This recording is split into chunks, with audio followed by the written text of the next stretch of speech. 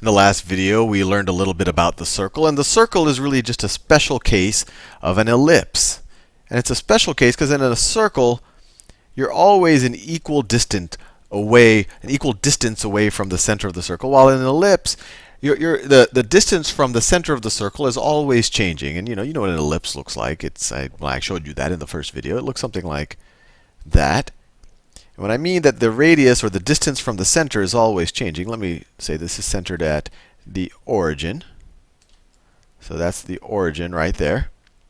You see here, if we're on this point on the ellipse, we're really close to the origin. This is actually the closest we'll ever get, just as close as we'll get down here.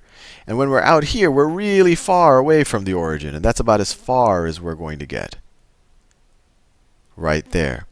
So a circle is a special case of this because in a circle's case, the furthest we get from the origin is the same distance as the closest we get. Or in other words, we are always the exact same distance away from the origin. Well, with that said, let's actually go a little bit into the math. So the general or the standard form for an ellipse centered at the origin is x squared over a squared plus y squared over b squared is equal to 1, where a and b are just any two numbers. I mean, I could have written this as c squared and d squared. I mean, they're just placeholders. But just to give you an idea of what this means, if this was our ellipse in question right now, a is the length of the radius in the x direction. Remember, we have a squared down here, so if you take the square root of whatever's in the denominator, a is the x radius. So this distance in our little chart right here, in our little graph here, that distance is a, or that this point right here, since we're centered at the origin, will be the point x is equal to a, y is equal to 0. And of course, this point right here, this will be a. This distance is also a, so this would be the point minus a, comma 0. And then the radius in the y direction would be this radius right here, and this is b. So this point would be x is equal to 0, y is equal to b. Likewise, this point right here would be x is equal to 0, y is equal to minus b. And the way I drew this, we have kind of a short and fat ellipse. You can also have kind of a tall and skinny ellipse. But in the short and fat ellipse, the direction that you're short in, that's called your minor axis. And so b, I always forget the exact terminology, but b you call it your semi, or the length of your semi-minor axis. Why is it? So let me write that. Semi-minor axis. And where did that word come from? Well, if this whole thing is your minor axis, or maybe you could call it your minor diameter. If this whole thing is your minor diameter, and it's called minor because it's the shortest of all of the diameters of this ellipse, and then the semi is half of that, right? Semi, just for half. So this is the length. B is the length of the semi-minor axis. Semi-minor axis. That's b in this example, just because as I drew this ellipse, it just happens to be that b is smaller than a.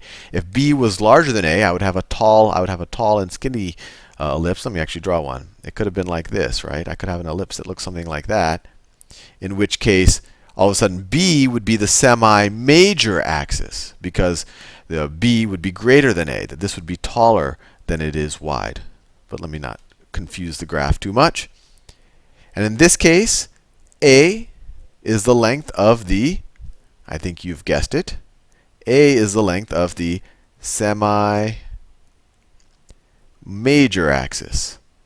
Or you could even call it the length of the major radius. I think that makes more sense. Major radius.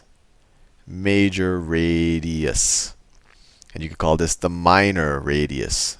I don't like that color. Minor radius. Minor radius. So let's just do an example. And I think when I did an example with actual numbers, it'll make it all a little bit clearer. So let's say I were to show up at your door with the following. If I were to say x squared over 9 plus y squared over 25 is equal to 1.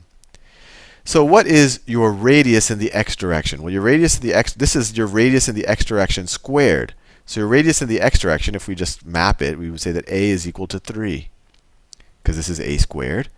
And if we were to just map it, we say this is b squared, then this tells us that b is equal to 5.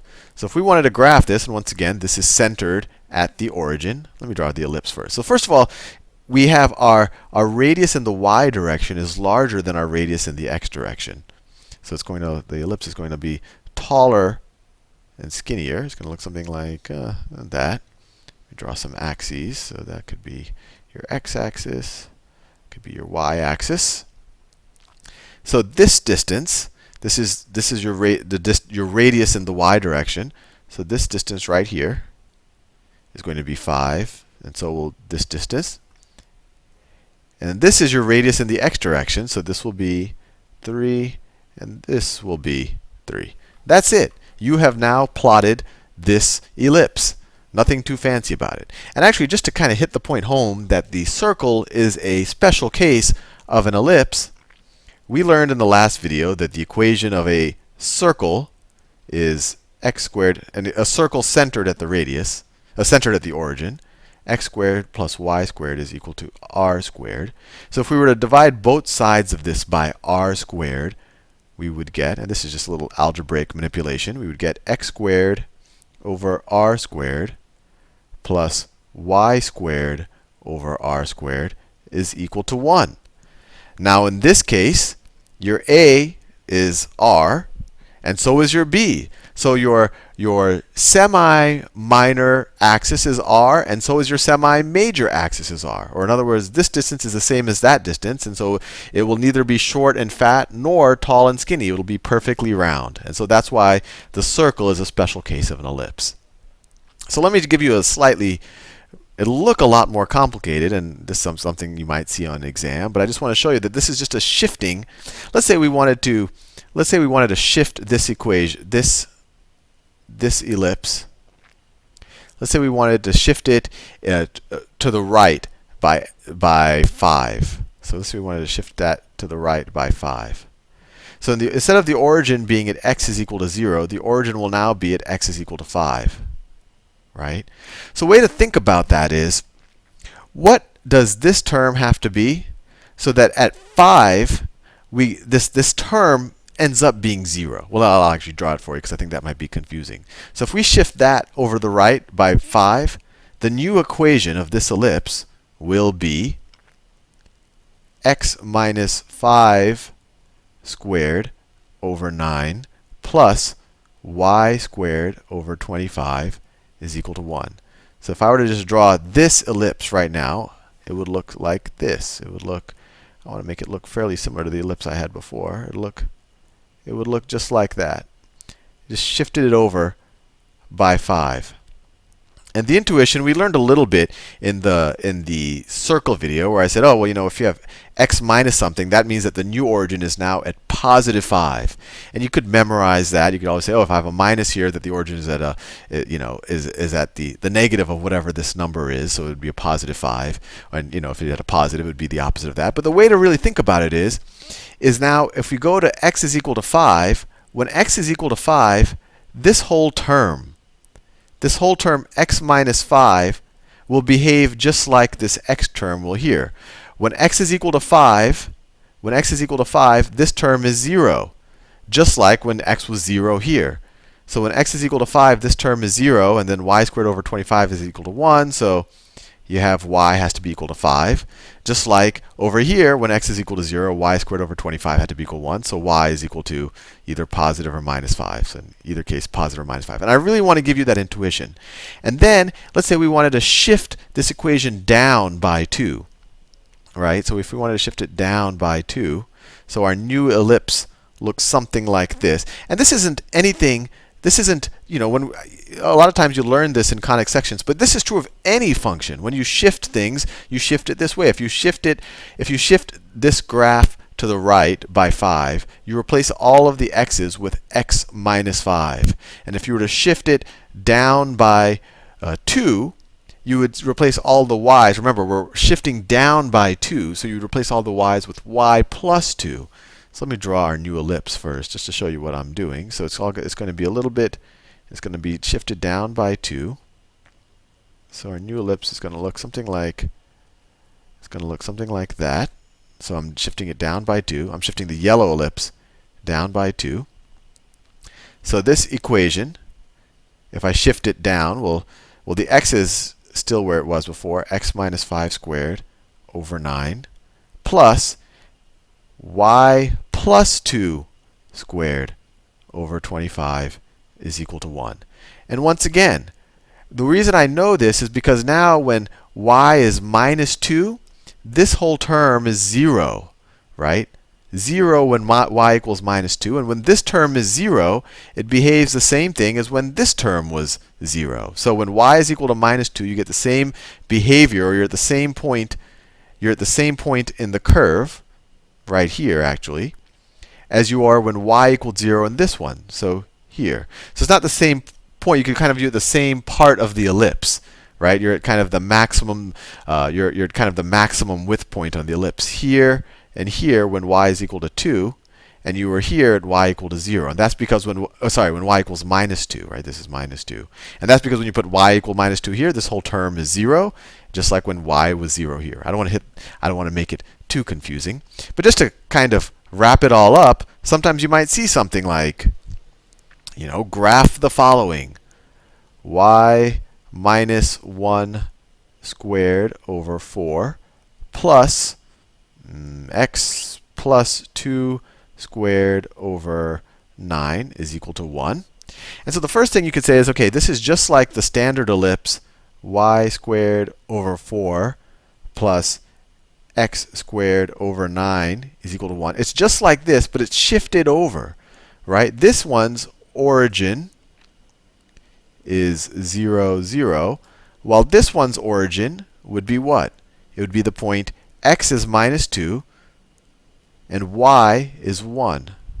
So if you were to graph this, your radius in your y direction is 2, right? 2 squared is equal to 4.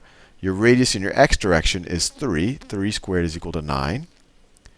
So let's see. So your x radius is actually larger than your y radius. It's going to be a little bit of a fat ellipse. It's going to be a little. Actually, let me draw the axes first. So that's my. Whoops. Let me draw it like this. That's my vertical axis. This is my x-axis. And so my center is now at minus 2, 1. So 1, 2. That's minus 2. And I go up 1. So it's up 1. That's the center of my ellipse. And now in the x direction, this is the x term, my x radius is 3. So the ellipse will go 3. This is kind of, it'll go 3 in that direction. This is its widest point, will be 3 in that direction. And then in the y direction, it'll go 2. So it'll go up 1, 2. So that's there. And then 1, 2. And it's there. So if I were to draw that ellipse, it would look something like this. Draw my best shot. It would look something like that. A little bit fatter than it is tall. And that's because your x radius is larger than your y radius, right? This distance right here is 3. This distance right here is 3. This distance right here is 2. This distance right here is 2. And if this is the point, I mean, you can figure out what these points are. I won't do all of them right now, just for the sake of time. But this right here is the point minus 2, 1. So if you go 3 more than that, so if you add 3 in the x direction, this is the point 1, 1. If you were to take 3 away, if you were to take 3 away from the x direction, this would be minus 5, 1. And you could figure out the other points. That might be a good exercise for you. Anyway, that's a little bit on ellipses. And in future videos, we'll do really hairy problems where we have to simplify it into this form so that we know that it definitely is an ellipse.